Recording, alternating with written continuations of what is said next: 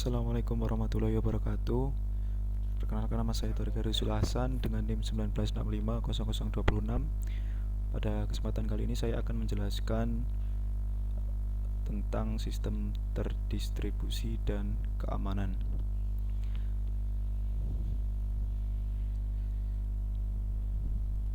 Definisi dari sistem terdistribusi.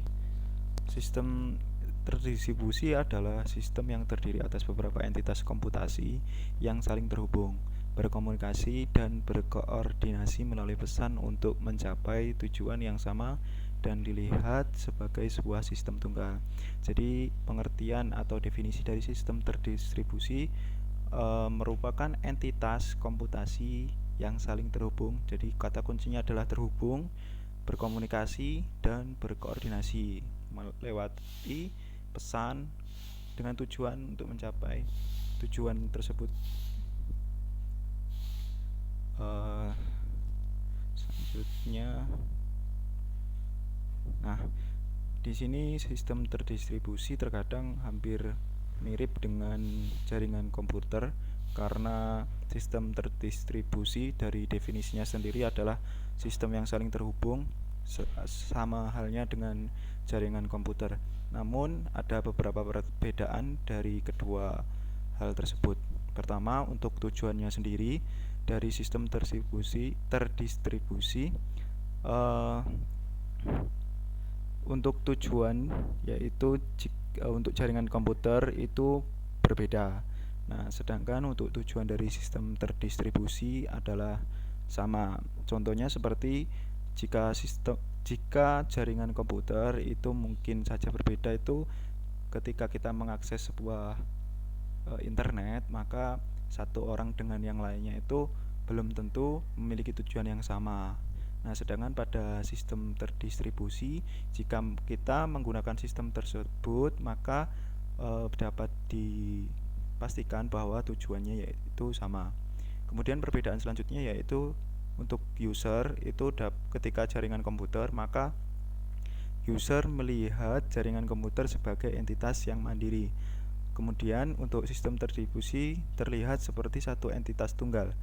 Jadi untuk sistem terdistribusi ini terdiri dari beberapa macam entitas, namun user melihat sistem terdistribusi tersebut sebagai satu entitas tunggal.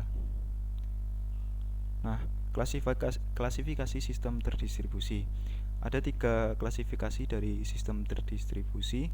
Yang pertama adalah Distributed Information System atau DIS, yang merupakan integrasi antara beberapa aplikasi dalam sebuah instansi atau perusahaan. Tujuannya adalah menerapkan interoperabilitas antar aplikasi yang ada. Ini bukan menyediakan komputasi skala tinggi. Skala tinggi nanti akan ada penjelasan pada HPDGS.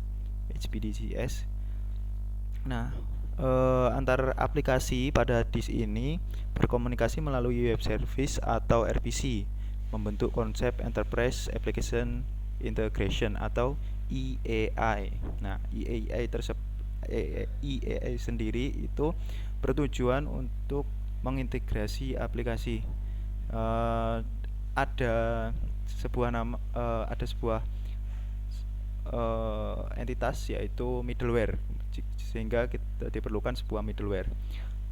Dari middleware sendiri itu ada dua jenis. Yang pertama berbasis RPC atau web service, request response, dan yang kedua ada berbasis message oriented atau publish subscribe. Nah, contohnya sendiri mungkin untuk arsitektur microservice pada Grab yang saling terhubung melalui REST API. Nah, selanjutnya untuk HPDCS, ini singkatan dari High Performance Distributed Computing System. Dipakai untuk komputasi performa tinggi, kemampuan storage dan processing tinggi antar node terhubung lewat jaringan kabel.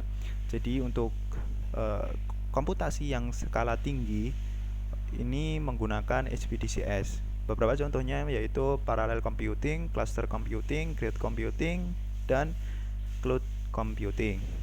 Jadi mungkin bisa kita bandingkan disk dan HPDJS ini. Kalau disk itu lebih ke satu sistem yang ada dalam perusahaan seperti Grab tadi ya. Sedangkan untuk HPDJS ini komputasinya tinggi, bisa jadi berbeda perusahaan dengan kecenderungan untuk hardware yang digunakan itu berbeda. Nah, selanjutnya klasifikasi yang ketiga yaitu pervasing computing atau distributed system for pervasing computing. Sistem yang tersusun atas node-node dengan karakteristik node berukuran kecil dengan kemampuan terbatas, mempunyai sifat pervasif. Pervasif itu artinya menyebar, kemudian berada dekat dengan lingkungan yang diamati atau istilahnya ubiquitous. Selanjutnya node memiliki kemampuan sensing atau actuating. Setiap node dapat terhubung membentuk sebuah jaringan sensor. Jadi untuk pervasing computing ini lingkupnya lebih kecil lagi. Untuk contohnya sendiri yaitu sistem pengamatan kondisi udara, sistem pengamatan kondisi lahan pertanian. Selanjutnya ada desain goal. Desain goal ini memiliki beberapa tujuan perancangan, yaitu tujuan perancangan dari sistem terdistribusi yaitu 7 tujuan. Yang pertama harus heterogeneity, yaitu sistem terdistribusi harus mendukung konsep heterogeneity. Mengapa? Karena entitas pada sistem terdistribusi bisa jadi sangat heterogen pada jenis jaringan, hardware, sistem operasi, maupun bahasa pemrograman.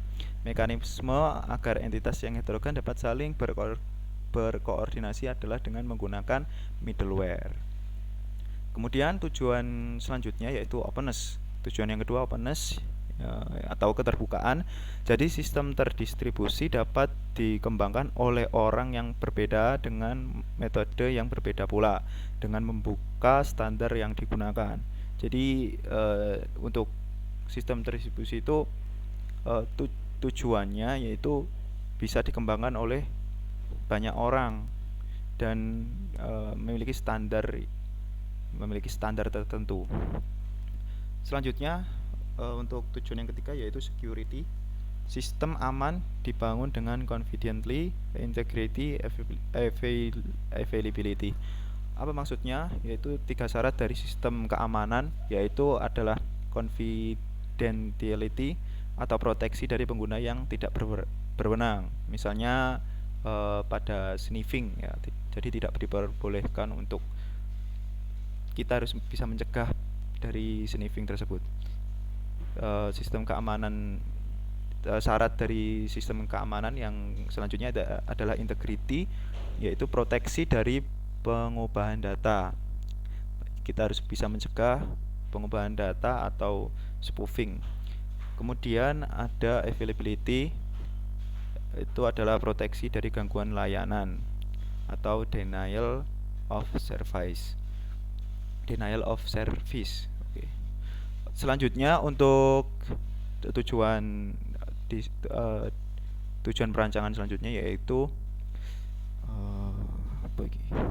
scalability. Sistem harus bisa bekerja walaupun terjadi penambahan resource dan user. Tujuan selanjutnya yaitu failure handling. Sistem harus menyediakan mekanisme mengatasi kerusakan jika ada kerusakan pada komputer. Jadi mekanisme pendeteksi kegagalan bisa saja menutupi kegagalan dengan redirect ke halaman tertentu, recovery dari kegagalan atau restore system, redundancy atau redirect ke server cadangan. Tujuan yang selanjutnya yaitu concurrency. Data yang sama pada sistem mungkin diakses atau diubah oleh user yang berbeda seperti pada saat proses KRS online. Jadi ada kemungkinan data yang sama diakses bersamaan sehingga perlu pencegahan, yaitu bisa menggunakan beberapa metode seperti metode locking atau sinkronasi. Nah, untuk tujuan yang terakhir yaitu transparansi. Nah, detail kerja sistem harus disembunyikan. Ini penting juga untuk tujuan dari sistem terdistribusi. Beberapa transparansi itu ada yang pertama akses, yaitu tersembunyi dari perbedaan data, location, ada relocation, migration, replication, concurrency, dan failure. Selanjutnya, nah ini model arsitektur ada 4. Jadi dari sudut pandang perangkat lunak terdiri dari komponen yang terhubung dengan konektor. Nah, model arsitektural tersebut dapat kita temui dengan 4 jenis model. Yang pertama ada arsitektur berbasis lapisan atau layer arsitektur, yang artinya sistem terdistribusi didekomposisi menjadi komponen yang tersusun secara berlayer. Contohnya implementasi protokol komunikasi, mekanisme soket. Untuk model yang kedua yaitu arsitektur berbasis objek atau object based arsitektur. Komponen dilihat direpresentasikan sebagai sebuah objek yang terhubung satu sama lain melalui call procedure. Selanjutnya model yang ketiga yaitu arsitektur berbasis resource atau RESTful arsitektur. Sistem terdistribusi dilihat sebagai kumpulan resource yang diatur oleh komponen, bisa ditambah, dihapus, diambil, dan dimodifikasi. Karakteristiknya yaitu resource diidentifikasi dengan naming scheme yang sama. Nah, semua komponen memiliki interface yang identik. Message yang dikirim sudah full described, eksekusi bersifat stateless. Untuk model yang terakhir yaitu arsitektur publish subscribe. Sistem yang didekomposisi menjadi komponen yang berperan sebagai publisher, subscriber, atau bisa jadi keduanya.